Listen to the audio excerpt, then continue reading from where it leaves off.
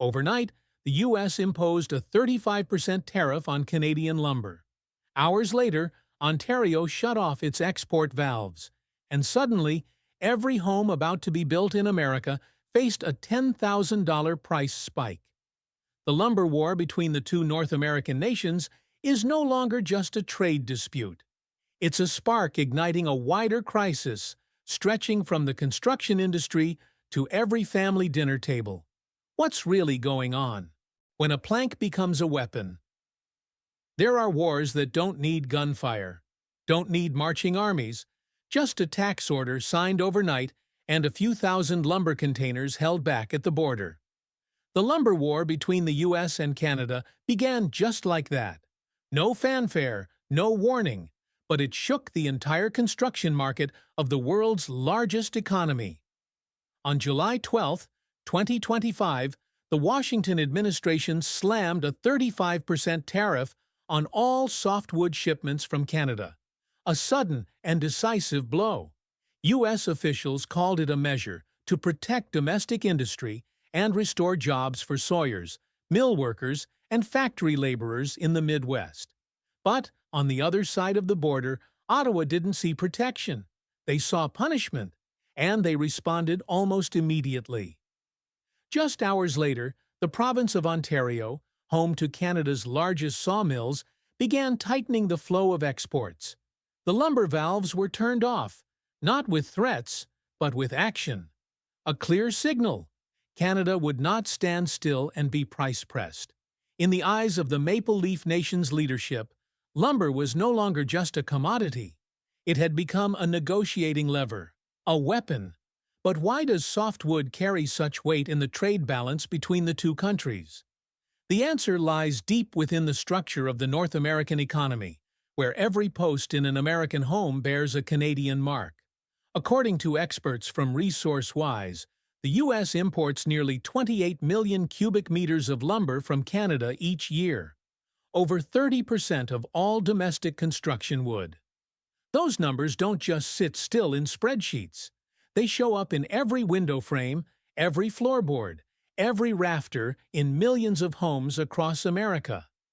That's why, when Canada threatened export quotas, American builders felt the ground shake beneath them, not from a wood shortage, but from the loss of stability, the most valuable asset in a long and fragile supply chain. Every time lumber prices fluctuate, waves ripple through construction plans.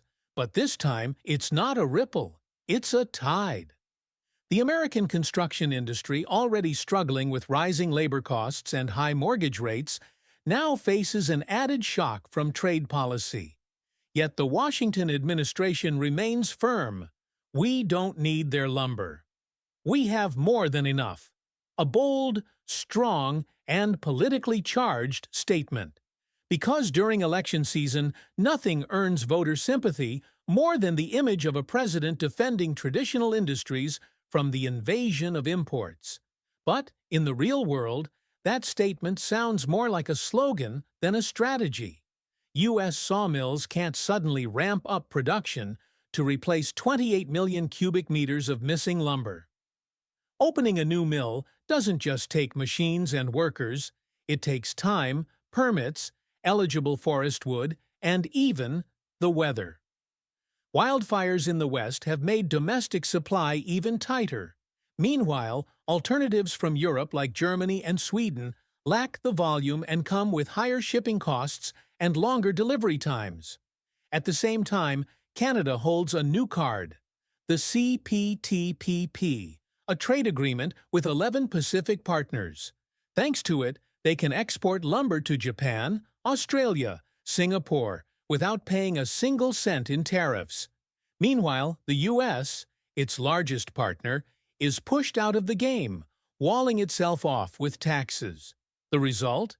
Canadian lumber can fetch better prices in Asia, while American consumers must pay thousands more to finish building a home. So who really pays for this lumber war?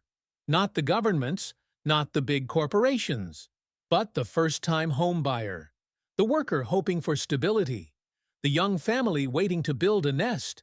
A plank that once seemed small has now become a puzzle piece in the global economic chessboard, where every political decision sets off consequences that stretch far, across borders, across even walls yet to be built.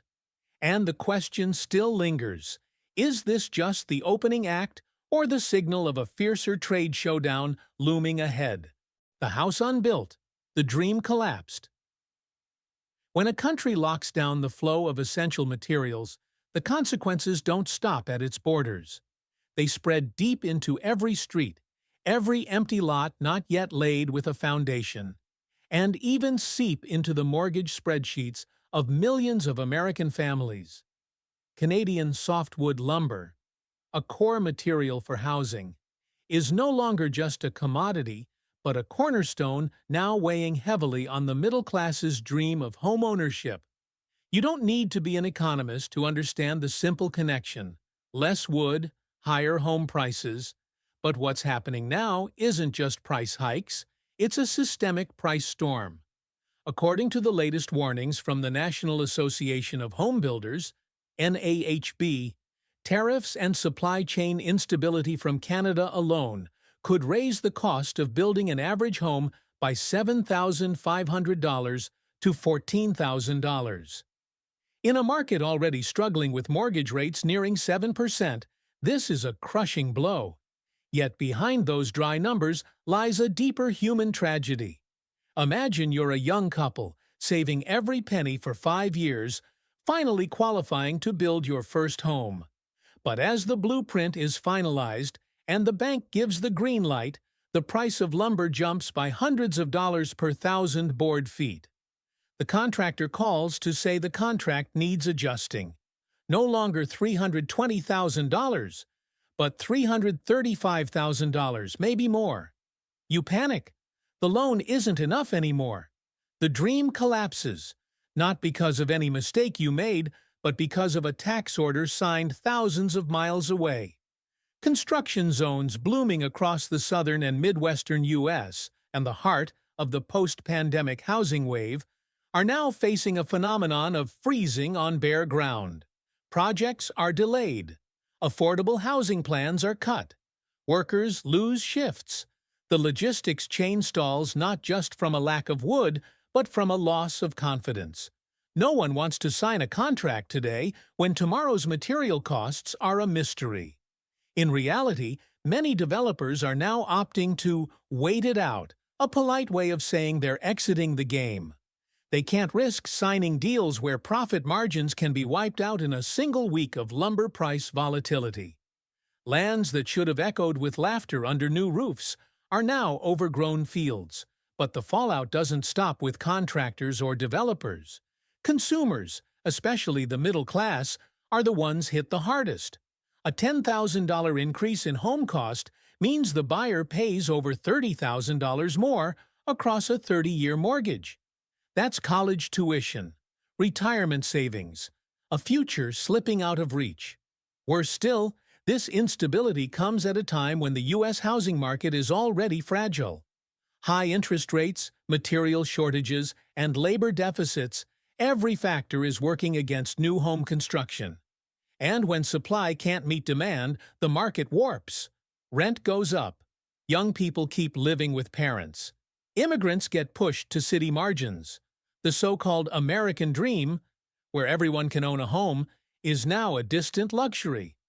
The irony? The U.S. government claims it's protecting workers by imposing lumber tariffs. But the result is the collapse of one of the nation's biggest job creators, construction. A building isn't just concrete and timber. It's the product of an entire ecosystem. Architects, engineers, laborers, truck drivers, bank officers, real estate agents. When a house isn't built, the whole value chain grinds to a halt. Wood once symbolized exploration and progress in North America. It raised the first towns, the first streets, the first families. But today, a plank of wood can become the barrier to the very dream that built America. The dream of calling a place home. The lumber crisis isn't just a supply and demand issue. It's a mirror reflecting the deep tensions between economic policy, political interests, and the basic needs of the people. When beams get stuck at the border, so too does confidence in the stability of the U.S. housing market. And once that foundation cracks, everything built upon it, from trust to the future, can come crashing down. No quick way out. When Canada tightened the flow of lumber to the U.S., the first reaction from many was a simple question. Isn't there somewhere else we can buy wood from? That question seems obvious, but in the real world of construction material trade, things don't operate as simply as switching supermarkets. And when a critical supply source like Canada is suddenly cut off, the so-called alternative options turn out to be mirages in the desert. To understand the scale of the problem, start with this number. Canada supplies nearly 28 million cubic meters of softwood annually for construction projects in the U.S., equivalent to nearly 12 billion board feet, or more than one-third of the country's total construction lumber. No country in the world, whether ally or trading partner, has the capacity to immediately replace that figure. And if Canada is seen as the main water valve, then Americans are now trying to catch drops from the remaining leaky faucets. Looking to Europe, Germany and Sweden are the two biggest lumber suppliers after Canada. But according to 2023 data, both countries combined only supplied about 3.5 million cubic meters, not even 15% of what Canada exports to the U.S. That gap can't be filled overnight. Not to mention, shipping lumber from Europe to North America requires long transit times, high freight costs, and complex logistical adjustments. A container of lumber from Hamburg to the Port of New York takes at least 21 days, not counting customs clearance and domestic transport. Why doesn't the U.S. just produce more itself? The answer lies in a string of paradoxes typical of the modern industrial economy. The U.S. has forests. The U.S. has technology. But the U.S. lacks three core elements: skilled labor, flexible forestry permits, and stable natural conditions. In many states with harvesting potential, like Oregon, Washington, or California, wildfires rage through the summer, drastically reducing sustainable harvest capability. In the East, environmental regulations and lengthy forestry permit procedures drag on for months. A sawmill looking to scale up needs approval from both state and federal governments, and that's a process measured in years, not months. And the labor pool? The logging industry is one of the most labor-scarce sectors in America. The average age of forestry workers is now over 45, and no sufficiently large next generation is following in their footsteps. Young people aren't choosing to work deep in the forest with chainsaws and timber haulers. They're choosing keyboards and office jobs. This labor shortage doesn't just slow down harvest rates, it makes any expansion plan seem like a fantasy. In that context, hopes pinned on the domestic market become a race against time, and time is not on the side of home builders. Construction demand continues to rise, especially as the U.S. needs millions of affordable housing units to tackle the prolonged housing crisis post-pandemic. But when the supply chain for raw materials breaks down, each passing month adds another layer of cost to home buyers' shoulders. Analysts at Fast Markets have issued a cold forecast. Even if domestic sawmills run at full capacity, the U.S. would still fall short by at least 3 billion board feet of lumber annually, about 25% of the current shortfall left by Canada. That gap can't be filled by rallying cries of self-reliance. This is a physics problem, not a political slogan. What's the consequence? Futures market lumber prices are steadily rising. In March 2025, lumber prices surpassed $650 per thousand board feet, and experts warn it could hit $765 if Canada truly enforces export quotas this fall. At that price level, each newly built home in the U.S. will automatically gain tens of thousands of dollars in added costs, not counting taxes, shipping, and interest rates. It is in that dead end that Canada gains even more leverage. They don't need to do much, just maintain the hoarding status quo, and the U.S. market will tighten on its own. Builders will be the first to speak out, but their voices won't save projects already on pause. When an entire construction industry becomes hostage to a trade dispute, the frightening part isn't just the cost of lumber. It's the helplessness stretching from job sites to the Oval Office. Lumber, once the symbol of strength, is now a symbol of the fragility in a deeply interdependent system. And when there's no clear alternative path, people must face a harsh truth. There isn't always a way out. And sometimes, the lack of a plan B is the most expensive price a nation can pay. When politics walks into the sawmill. Canadian pine boards used to cross the U.S. border quietly, silently. No one paid much attention to them. To the public, they were just materials. Rough, silent, without edges, without protests.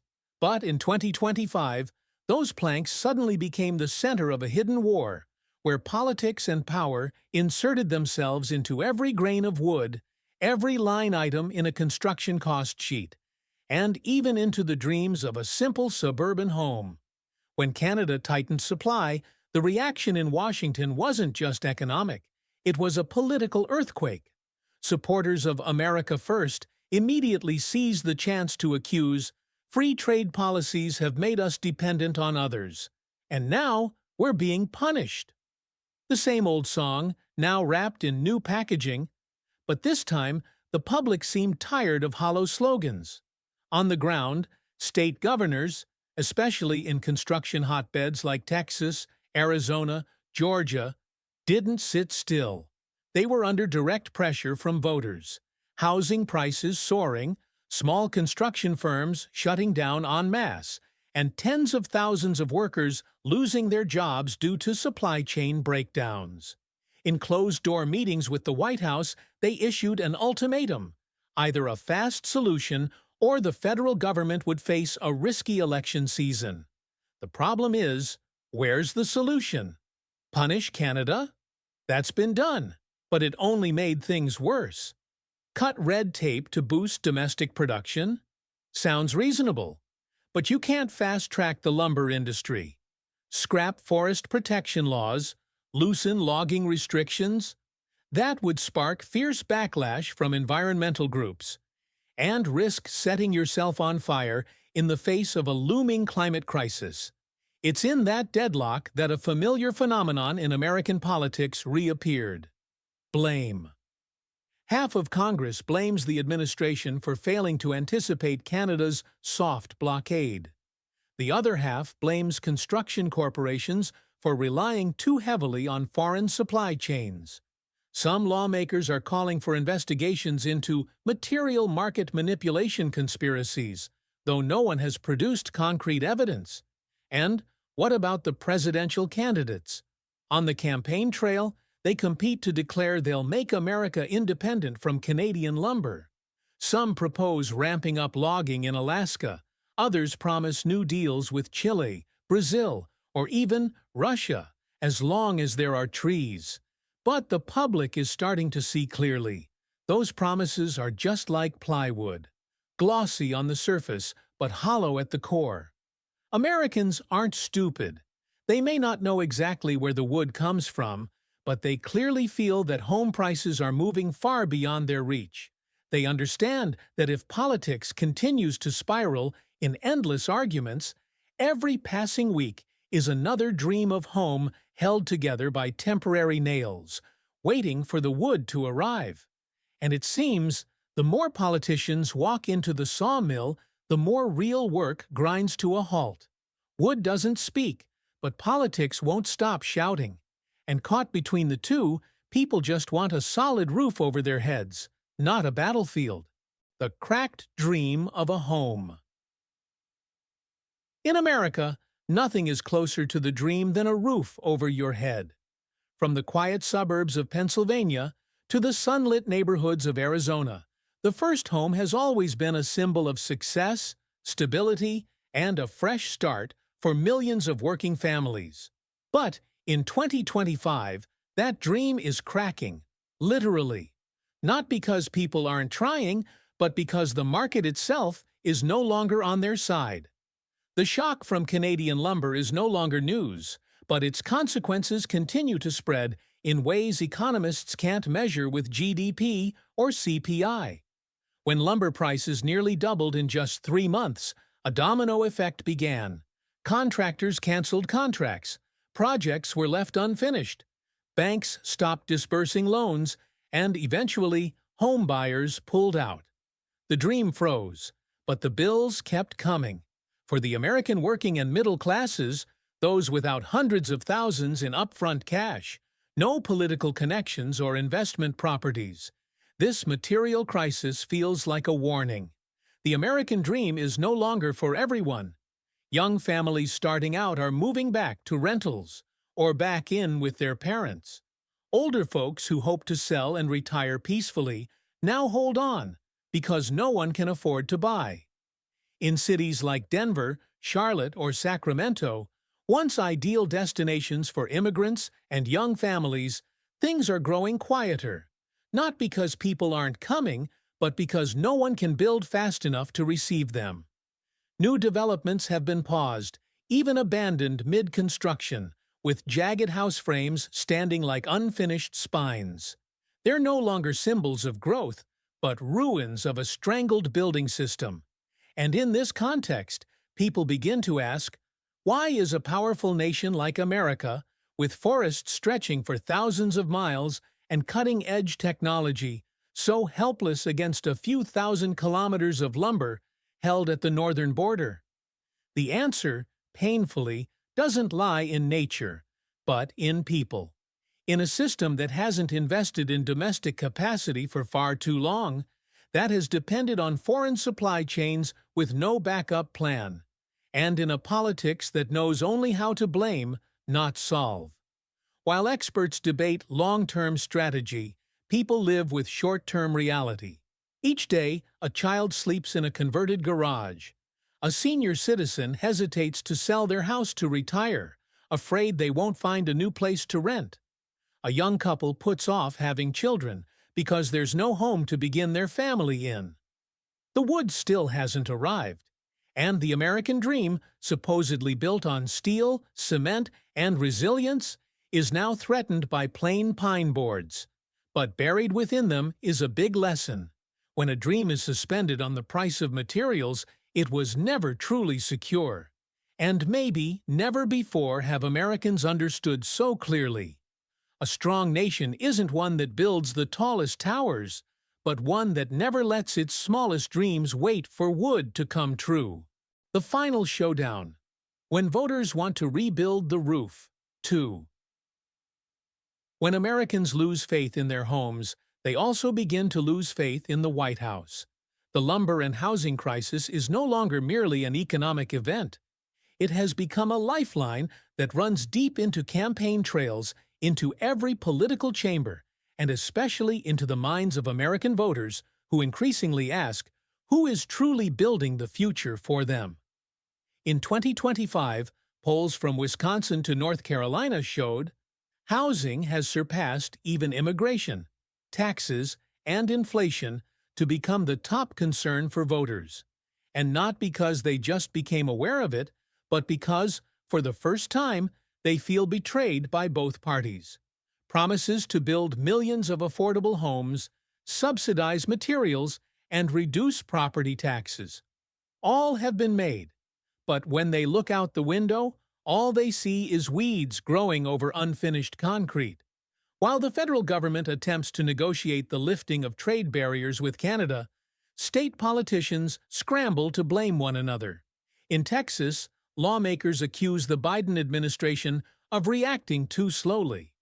In Oregon, Democratic governors condemn both parties for lacking the courage to reform the national forestry sector. And in Washington, D.C., hearings become stages for quarrels more than places to find solutions. But voters don't want a show. They want a home. So in 2025, a wave of non-traditional candidates began to rise. Local developers, architects, and even heads of nonprofit housing groups are stepping into politics with a clear message: return the power to build back to the people. In Nevada, a former construction worker won a Senate seat with a simple promise: shorten the permitting process from 18 months to just 30 days. In Illinois, an independent female candidate won a mayoral race by pledging to build 1,000 3D printed homes in 2 years. This constructive anger reveals something unique about American politics. In panic, there is still hope. In the cracks, there are still hands trying to piece each brick back together. But the battle to reclaim shelter doesn't only play out at the ballot box, it unfolds in the hearts of the people.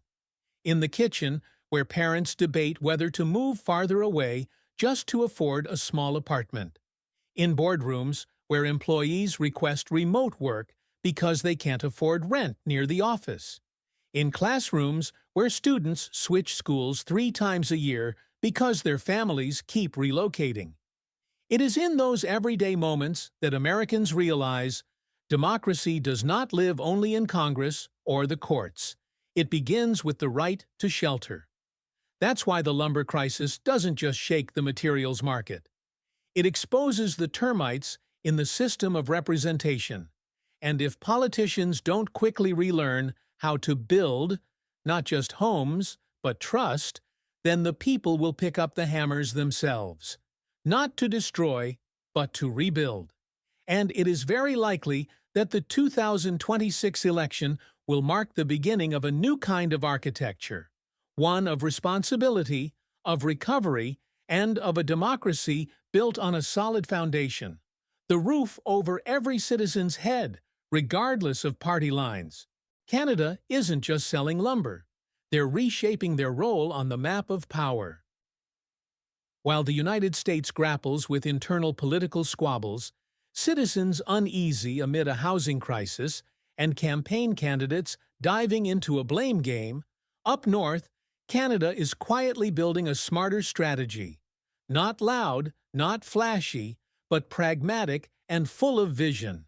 If 2025 is the year America felt powerless because of lumber prices, it's also the year Canada realized the new strategic value of old forests, sawmills, and sustainability.